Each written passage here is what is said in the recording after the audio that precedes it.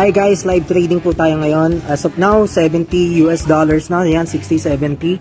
So, nandito po tayo ngayon sa Green Hills, no? Dito sa bagong mall. And bago yan, titipin na muna natin ito. Dahil, ayan na, 70 na, oh. Tipin natin, saglit lang tayo nag-trade. Pero 75, no? Almost $75 po ang ating kinita.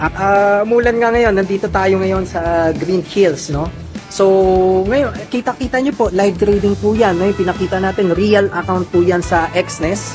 So, live na live ito, no? So, grabe, no? Kaya kita-kita nyo naman, 30, actually, di 30. Ngayon lang ako nag-trade, pero $75, mabilisan lang, scalping.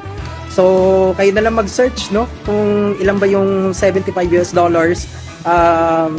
Halos almost less than an hour lang tayo nag-trade and nagpapahinga pa nga ako pero habang nasa labas tayo kumikita tayo. So yun lang, trade well and keep safe guys.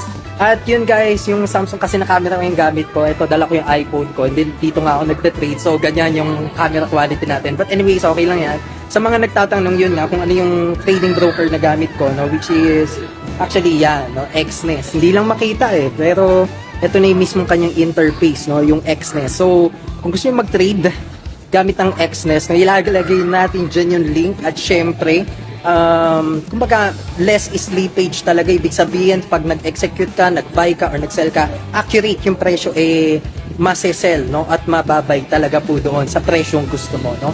So, kaya again, nasa link, yung nasa comment section yung link natin, o yung QR code, no, pwede kayong mag-trade on. So, yun lang. Not a really financial advice, no, but kumbaga recommendation na kung gusto niyo mag-trade, no, sa Xness, personally recommended natin siya. So yun lang, God bless you all and mag-ingat po tayo lahat.